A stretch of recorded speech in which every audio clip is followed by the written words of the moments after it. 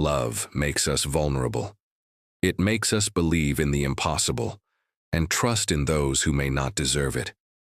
This is the story of Mia Collins, a woman who lost everything in an instant, but who found in the rubble of her life the strength to rise again and face her demons. Betrayal hurts, but the silence that follows can be even more devastating. For Mia, that silence began with a text message and ended on a Greek island where past and present collided in an inevitable confrontation. I invite you to immerse yourself in a story where nothing is what it seems, where coincidences don't exist, and where justice sometimes takes unexpected paths. The mechanical voice echoed through the airport's loudspeakers as Mia Collins checked the message on her cell phone for the 20th time. Passengers on Flight 157 to Santorini, please proceed to Gate 36 to begin boarding. I can't do this. I'm sorry. Don't look for me. D7 words. 7 words had been enough to destroy her world. Daniel, her husband of exactly 36 hours, had disappeared while she was shopping for in-flight magazines. Along with him, her best friend and maid of honor, Sophia, and the $8,000 Mia had saved over 3 years for this honeymoon. He looked around, hoping to find some sign, some reasonable explanation that would justify this nightmare. The terminal bustled with activity, families saying goodbye, couples embracing, executives walking with a firm stride. Normal lives, lives that hadn't crumbled in an instant. "Ma'am, your card has been declined," the coffee shop cashier said with a mixture of impatience and pity as Mia tried to buy a coffee to calm her nerves. Of course, she'd been rejected. Her and Daniel's joint credit card was clearly maxed out. Their personal cards were in their checked bags, bags that would now travel alone to Santorini, silent witnesses to a honeymoon that would never happen. The lump in her throat grew unbearable. She wouldn't cry here. She wouldn't let the world see her fall apart. A voice called her name, and for a brief moment of foolish hope, Mia thought it might be Daniel coming back, telling her it had all been a misunderstanding. Instead, it was her older brother Jamie, summoned by a desperate series of incoherent messages she barely remembered sending. "Mia." He leaned closer, shock giving way to sympathy on his face. Without saying a word, she threw herself into her brother's arms, finally letting the tears flow freely. "He's gone," she managed to whisper between sobs. "They ran away." Daniel and Sophia. People passed by, some casting curious glances at the tearful bride in the middle of the airport. Her simple white dress, chosen especially for the trip, now seemed like a ridiculous costume, a cruel joke of fate. "Let's go home," Jamie said gently, putting a protective arm around her as he led her toward the exit. Home. The word sounded strange in her ears. Where was home now? The apartment she and Daniel had shared for 2 years. That place decorated with so much love, filled with dreams and promises that were now revealed to be elaborate lies. "Can I stay with you for a few days?" Mia asked when they finally got into Jamie's car.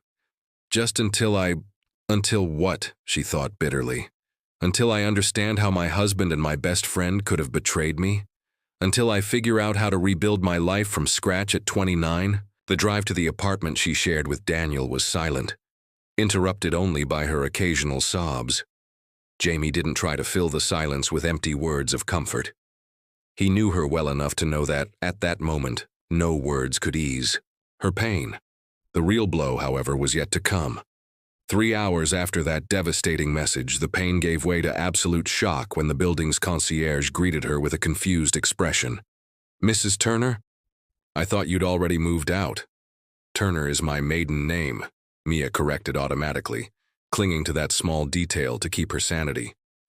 "And no, I was just away." "Why would I move?" The man scratched his head, visibly uncomfortable. "Well, your husband sold the apartment 2 weeks ago. The new owners arrive tomorrow." Mia felt the ground beneath her feet give way. Not only had he abandoned her the day after their wedding, but he'd planned everything in advance. He'd sold her home, stolen her savings, destroyed her life with the calculated precision of a surgeon. While Jamie argued heatedly with the concierge, demanding to see the sales documents, Mia stood motionless in the lobby, unable to process this latest betrayal. Her mind, numb with shock, could only formulate one question that repeated itself like an endless echo. How could she not have seen this coming? The documents confirmed the unthinkable. Daniel had forged his signature. He had sold the apartment 2 weeks before the wedding. He had planned his escape long before taking the vows of eternal love, before 200 guests who would now comment on his misfortune in sympathetic whispers. That night, curled up on the couch in Jamie's apartment, wrapped in a blanket that did nothing to quell the chill inside her, Mia looked at the wedding photos on her phone, the smiles, the hugs, the kisses she now recognized as Oscar-worthy performances. How could anyone fake love so convincingly? The sight of Sophia beside her, adjusting her veil with feigned devotion, provoked a new wave of nausea. Their 15-year friendship, the shared secrets, the laughter, the tears. It had all been a prelude to this final betrayal. That night, as the rain gently pattered against the glass, Mia made a decision. She would bury the confident, dreamy woman she had been. The woman who believed in eternal love and the intrinsic goodness of people. That woman had died in an airport with only a 7-word suicide note. A year could change a lot of things. A year could transform a jilted girlfriend into a seasoned bartender at Midnight Blue, a sophisticated downtown bar. A year could teach you many lessons about life, about how to survive when you lose everything: money, love, dignity, trust. A year was enough time to learn to smile again, even if the smile didn't reach the eyes. Another dry martini, please, with 2 olives. Mia made the drink with precise movements, sliding it across the polished bar toward the elegant woman sitting alone at the far end. A regular customer for the past few weeks, always alone, always observant, always generous with her tips. "You've really got a knack for this," the woman, Victoria Kane, commented, according to the credit card Mia had processed countless times. "How long have you been bartending?" "A year," Mia replied, absent-mindedly polishing a glass. "But it feels like a lifetime." Victoria smiled, her intense blue eyes studying Mia with an interest that went beyond casual bar conversation. Sometimes a year is all we need to completely reinvent ourselves. There was something in his way of speaking, an understanding that seemed personal, not merely philosophical. "Are you speaking from experience?"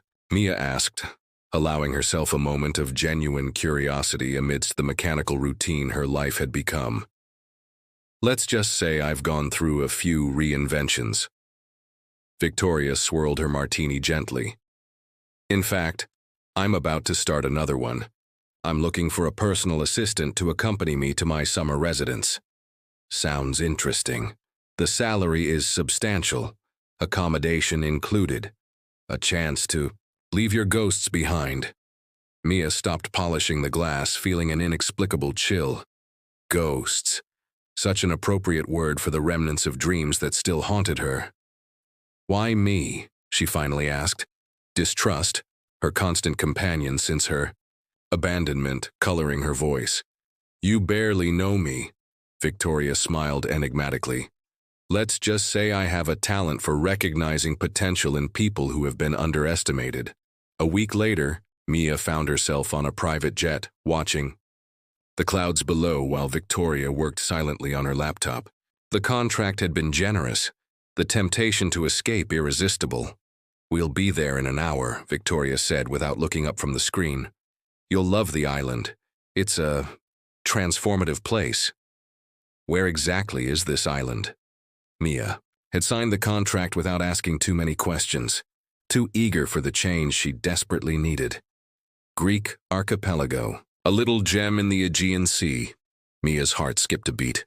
"Near Santorini?" This time Victoria looked up, a slight smile curving her lips. "Not far. Why? Have you been there?" "No," Mia replied, the ghost of their never-become honeymoon hovering between them. "I've only heard they say it's beautiful. Beauty and pain often go hand in hand in the best places," Victoria commented, her gaze penetrating, as if she could see through Mia's carefully constructed defenses.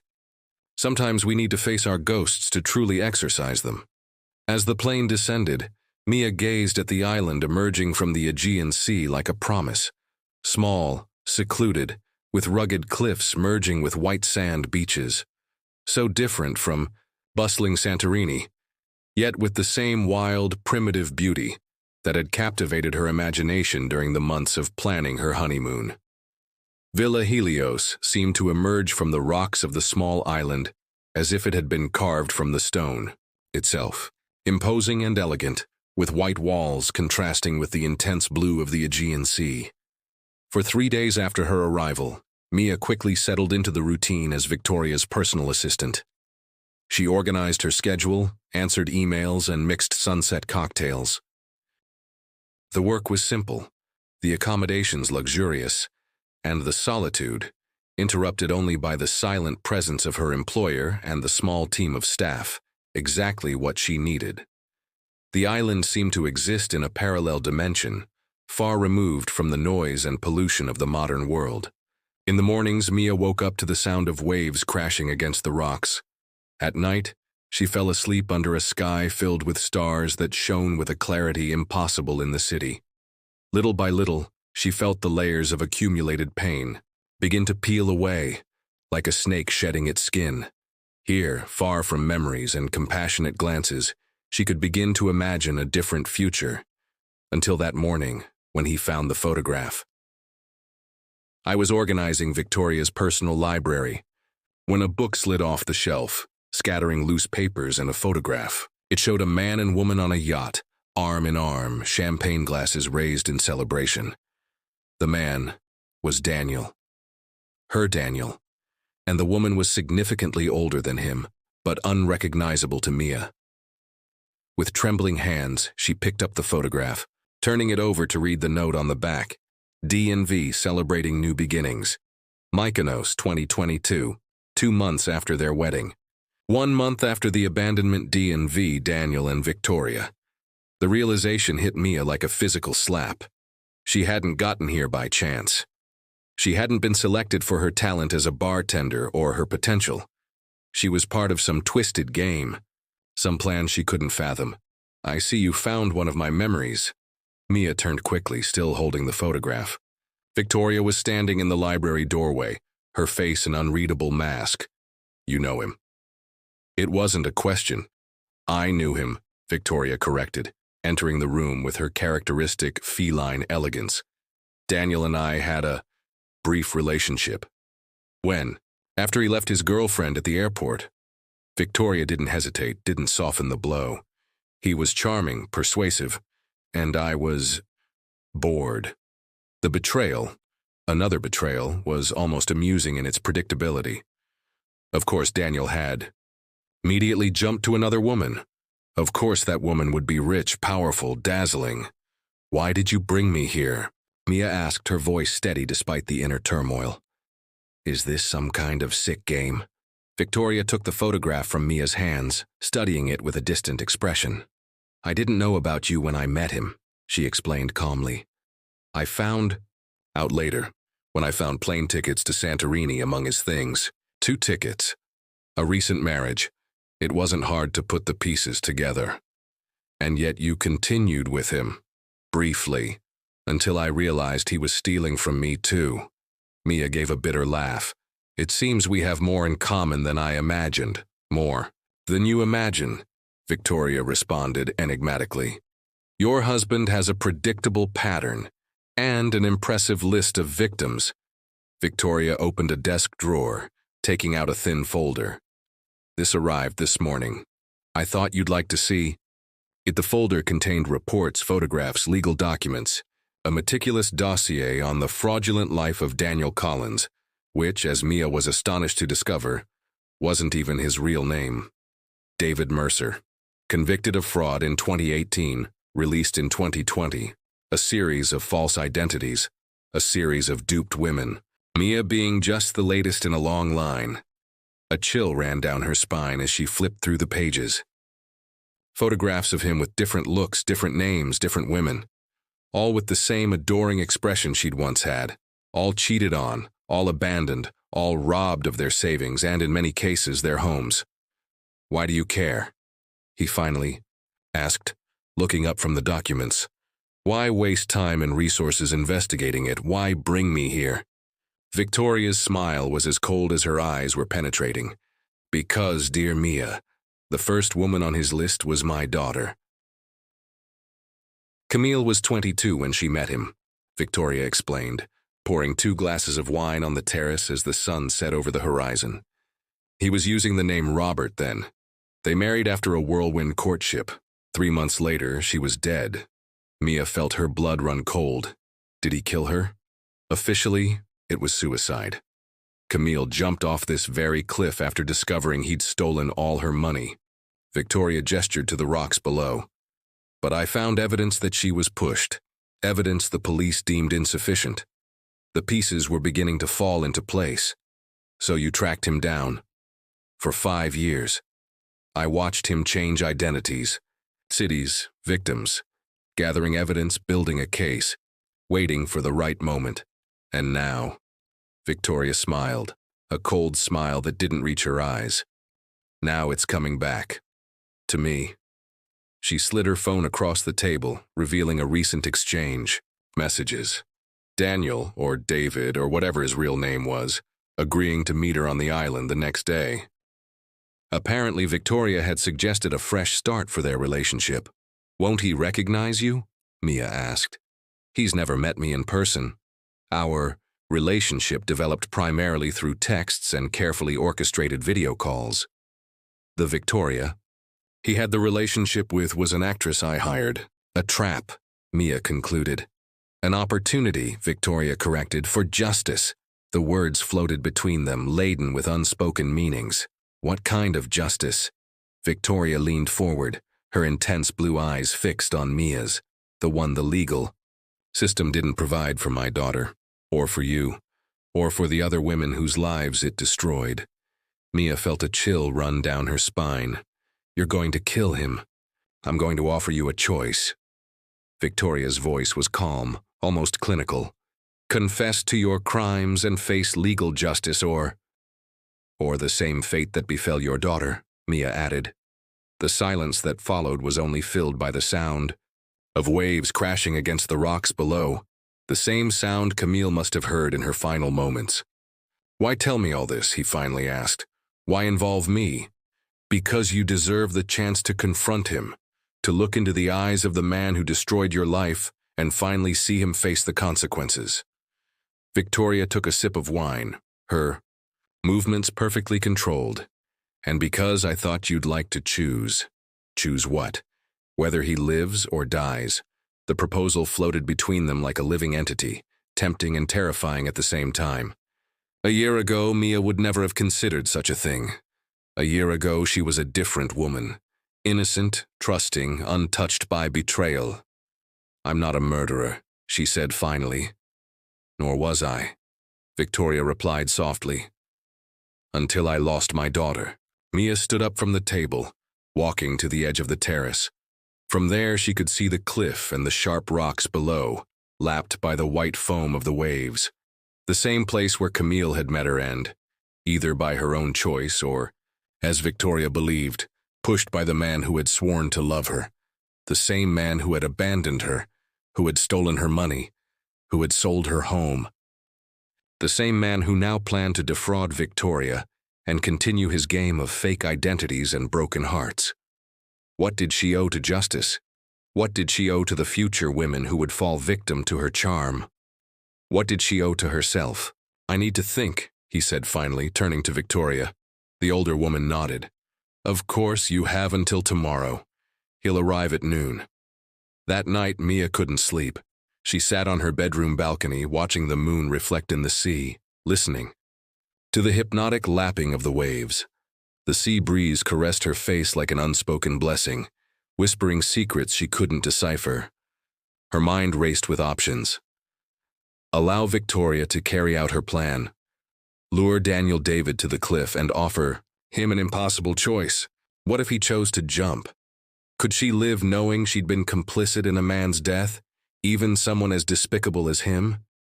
What if he chose to confess? Would it be enough? How could a few years in prison make up for the shattered lives, the stolen trust, the crushed dreams? What if he tried to escape?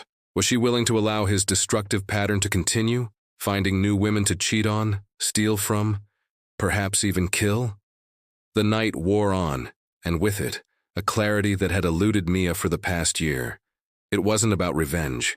It wasn't about making Daniel suffer the way she had. It was about justice. It was about protecting others. It was about closing a chapter and starting a new one without the weight of unanswered questions.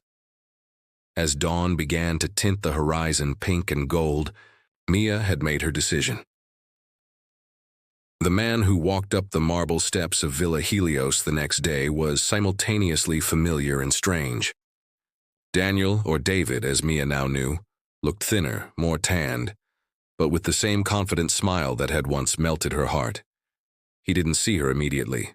Victoria greeted him at the entrance, leading him to the terrace where the drinks were waiting. Mia watched from the shadows, her heart hammering painfully against her ribs. "Victoria, you look even more stunning in person," he said, the lie flowing easily from his lips as he kissed her hand. Clearly he didn't recognize that this wasn't the Victoria he'd communicated with earlier. "And you're exactly as I imagined." David, the use of his real name made him freeze momentarily, but he quickly recovered. "I prefer Daniel now, dear." "Of course. And before that you were Robert. And before that Thomas. So many names, so many lives." Victoria smiled, indicating the chair opposite hers. "So many women discarded along the way." His expression hardened. "What are you talking about?" "From Camille Kane, my daughter, your first wife."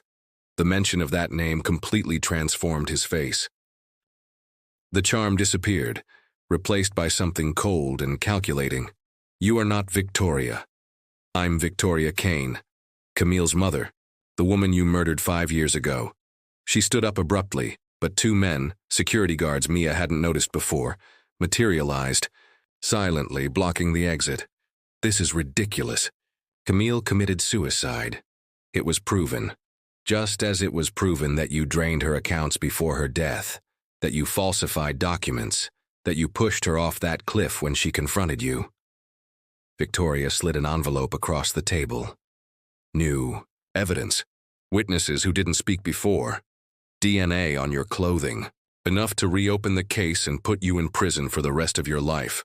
His face alternated between panic and calculation, clearly evaluating his options. "What do you want? Money? I want you to face what you did, to all of them." Victoria gestured, and Mia finally stepped out of the shadows, slowly approaching. The shock on his face was genuine and instantaneous. "Mine. Hi, Daniel. Or should I say, David."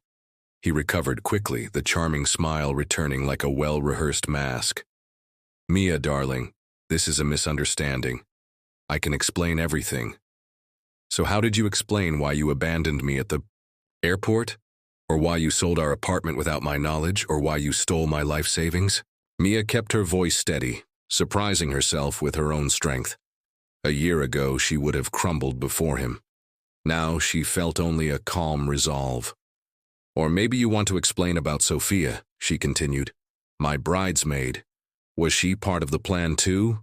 Or was it just a bonus?" For the first time, he seemed truly speechless. Victoria stood up gracefully. "I have a proposal for you, David. 2 options." He pointed at the envelope on the table. "Option 1. This evidence will go to the police tomorrow. You'll be arrested. Tried and convicted not only of Camille's murder, but also of fraud, identity theft, and an impressive list of other crimes. And option 2? He asked, his voice suddenly hoarse. Victoria gestured toward the doors leading to the cliff. "The same path you offered to my daughter." The silence that followed was absolute, broken only by the distant sound of the waves below. "Are you giving me the option to kill myself?"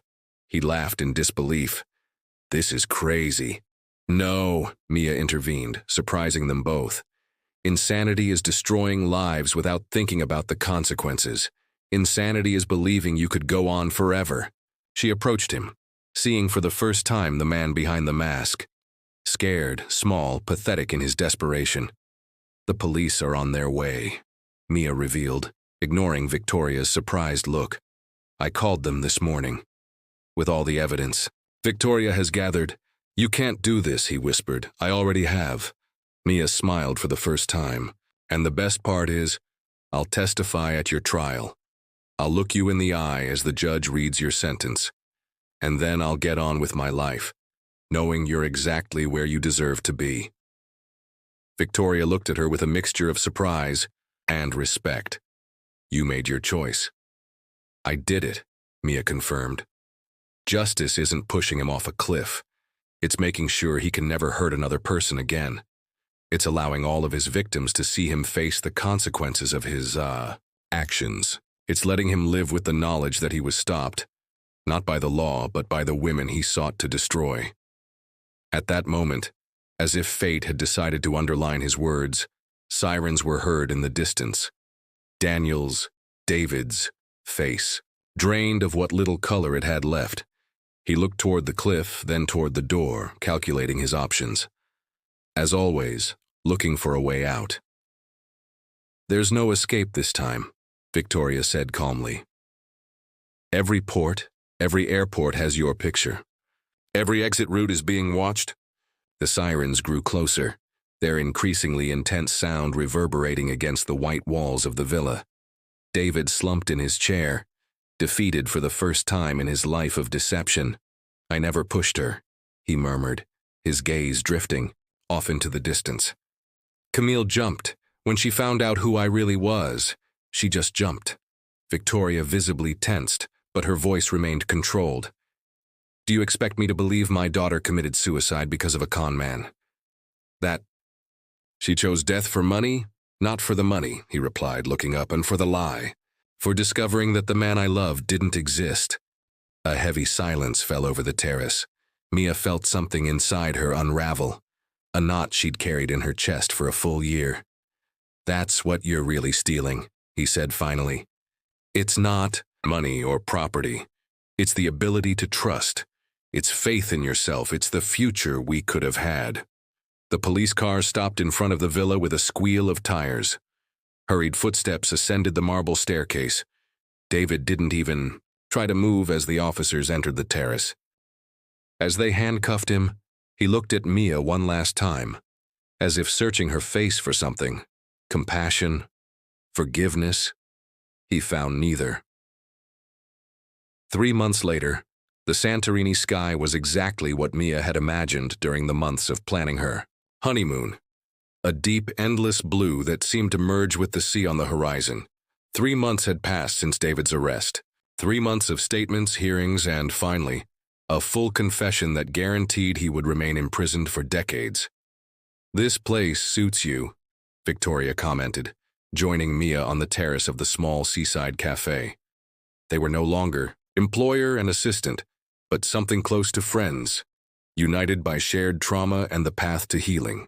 It took me a while to get here, Mia admitted, watching the boats gently rocking in the bay. But you were right. Sometimes we need to face our ghosts to exorcise them. Victoria nodded, a melancholic smile on her face. Camille would have turned 30 today. Do you think he would approve of what we did? I think she would be proud to see that justice was done without turning us into someone like him. The decision to hand David over to legal justice rather than seek personal revenge had been Mia's, but Victoria ultimately agreed.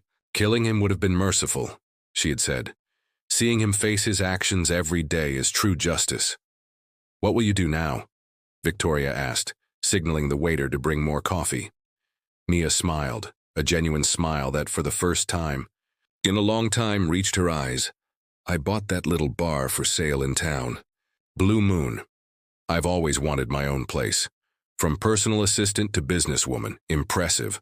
Let's just say I learned about reinvention from an excellent mentor. The silence that followed was comfortable, filled only by the sound of the waves and the distant conversations of other customers. You know what else I've learned? Mia continued after a moment. that sometimes letting go takes us exactly where we need to be. She watched a young couple on the beach, clearly newlyweds, from the way they stared at each other. At one point, that sight would have been too painful to bear. Now she felt only a faint nostalgia for that version of herself. Innocent, hopeful, complete in her ignorance. "Do you think you'll ever trust someone again?" Victoria asked softly. "Romantically, I mean." Mia considered the question, watching the sun begin its descent toward the sea. "I think someday," he finally replied. "Not today, not tomorrow, but someday." She raised her cup in a silent toast, to the future, to the wounds that were finally beginning to heal, and to the strongest woman yet to emerge from the ashes of lost promises. In the harbor below, a boat set sail carrying tourists enchanted by the island's beauty. Mia watched it diminish on the horizon, becoming a dot before disappearing completely. Some departures, she reflected, don't mean endings, but beginnings. Some promises, when broken, make room for much more meaningful ones, like the promises she had finally learned to make to herself.